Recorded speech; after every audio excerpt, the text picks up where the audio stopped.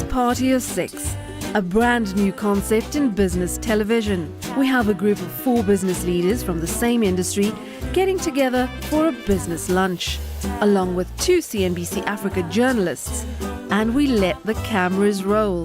There'll be revelations. Celeste is greedy. She will leave you with nothing. You will have the peel of the banana only.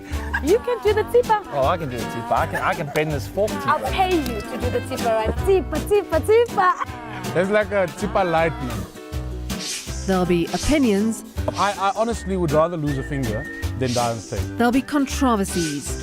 As a Zulu woman, you guys are still stuck there. Now, oh God, she said vagina on stage. I think the point is when you get Americans coming here, it's not about their culture, it's more about general stuff that kind of goes right across. Black people, when they sing, they must give you the performance, otherwise it's useless. Like, look! Welcome to Party of Six.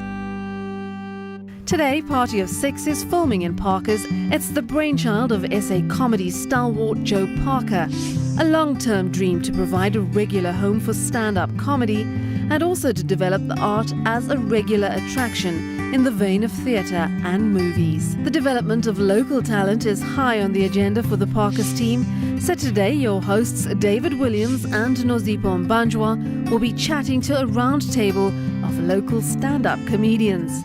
So throw political correctness out the window and settle in for a good laugh. I'm Joe Parker, and we've got 2 comedy clubs in Johannesburg, and these guys work with me on a regular basis. I'm Celeste Dooley. I'm a comedian and an actress. So when I do this, it's because I'm different when I'm acting. I just want to know, what are you gaining so that I know when to do it and when not to do it? No. That's when, you know, guys go like, they clear their throat. Oh. So we must clear the cleavage. Oh, I'm Dusty Rich. I am other as far as everything, culturally, spiritually, melanin content, everything. I'm very, very other. I come from Durban originally. Actually, Manzim Toti originally. Same as me. That's Joe Parker. Yeah. Yep, Joe was there as well, but before me. But we were both Toti boys. That's a good pedigree, Toti. Penny Haynes, Joe Parker, Dusty Rich. I'm Jason Goliath. I'm Joburg born and bred. I'm a comedian and an actor. Sorry, I'm an actor. And yeah, man, I'm part of Goliath and Goliath. We run a little comedy movement. And I'm my boyfriend's second favorite person after Celeste. He's like besotted and absolutely in love. It's the most annoying thing. Where is he? He's waiting for this thing to be produced so that he can watch it. Yeah. And I'm practicing to be in a polygamous relationship. So we need to get the negotiations between us first. Celeste is greedy. She will leave you with nothing. You will have the peel of the banana only. What struck me about talking about stand-up comedy, it's probably the most difficult part of show business. Actors have a script, generally. Yeah. TV presenters, we've got a structure. We might talk a little bit off the script, but we chat.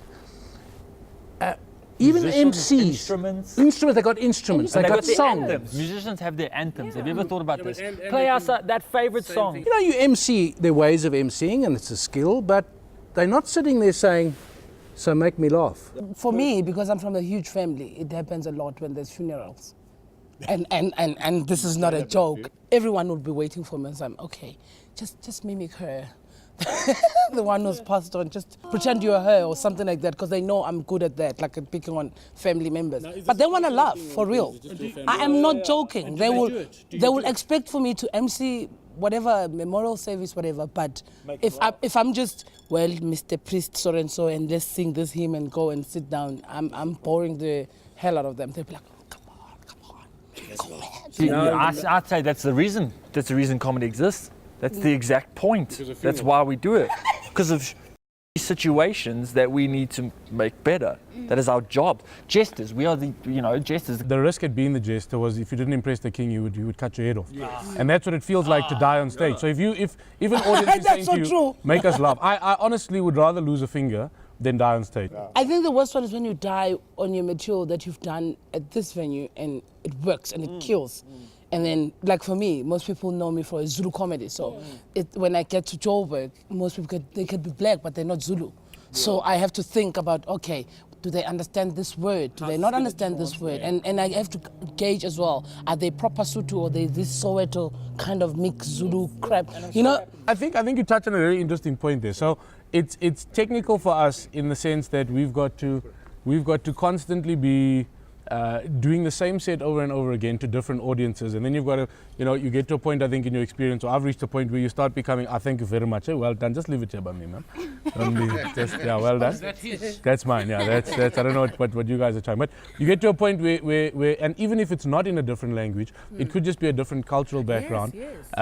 Then you've got to start delivering your material in different ways. The point is that you make is that there is no guarantee that, I mean, you could have had the best night of your life last night and do the same set to a different audience tonight and absolutely bomb. But Joe, is there a formula to being able to read the audience so that what you delivered in Durban doesn't show you flames in Joburg? That comes with the experience and the number of times you go on stage, because every time you go on stage you're absorbing another kind of slice of dynamic of what this is all about. And you can always see the guys that go on stage a lot. No, you can take them. Oh, thanks. You can always see the guys that go on stage a lot because they act kind of seem seamless. Have you seen like the best death comeback where somebody has died, but they come back from it? Ta-da! White audiences are the worst. They they love comedy, adore it. They do this. Because disciplined, they're disciplined. Then they come to you afterwards. That was the greatest thing I have ever. I'm gonna tell your face, because when I was out there, I didn't see shit from you. Then you go to Ozone and they Black lose audience. their mind. I saw a guy laughing with an aluminium door. Slamming the door. I was like, that is the great. Some chick pulled up her weave, ran that side, slapped another chick, went back to her seat. I was like, this is the output I want to see from my gags. Once you've got the credibility, once they've had one laugh, and then you've got them, and then you'll take them with you for 20 minutes. How do you start? How do you get it going, Jason? So I must be honest, I think I'm fortunate because I'm a recognizable face, and Joe mentioned earlier that trust is a big thing. And if they recognize you, there's an element of trust already. So a lot of the job is done just by recognition. And I go straight into tearing myself apart. So I normally walk on stage and I would say things like, look guys, I don't want anybody to be surprised, but I know that I'm fat. Like, I know that I'm overweight. I can see that I'm fat. I don't need you to remind me. I heard somebody whispering there, so let's just say to Joe, shame fatty boom boom, shame. and I would do that. And what this does is, I find, for me personally, it takes the audience's power away. Now they're intrigued and they've just given me permission to laugh at them. So capturing that power is important for you right from the beginning. It's hugely important for me. And to capture it as quickly as possible. I like having supreme confidence. A very thin line between I don't give a shit if you like me or not. Yeah. Please like me. It's the thinnest. I always liken it to, like, if you're playing those video games where you play the guitar and you've got to strike it on the note as it goes from red to yellow to green, hit it now. It's that moment where you just slide in between. We subscribe to the same genre, the self-deprecating, where I also come on and go like, you knock yourself. Yes, like before we start this, I realize how I look. Like, yes, let's get over the probably did drugs an hour ago. Like, I realize that. I get that you think that. Let me get that out the way so that I can start making fun of the biggest, strongest, most good-looking, white-teethed in here with the blonde attached to his arm like a little pigeon. And I just hit that, and I hit that, and I hit that, so that I can go to the audience.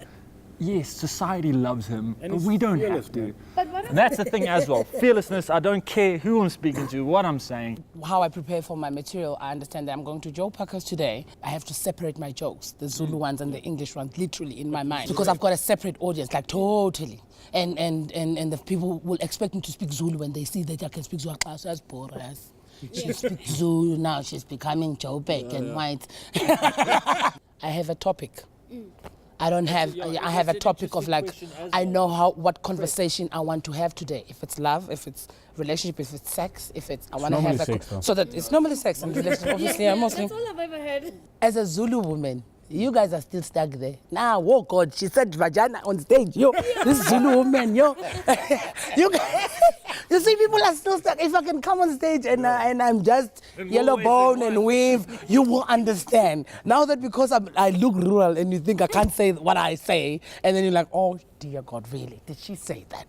Do you feel, Celeste, that in the work that you do, you like play a very big role in educating especially the Zulu nation, and opening up those barriers about us? I mean, you say things that Zulu men would never retreat in front Every of time you. after I perform, there's this group of women like, really? So how are you going to get a husband?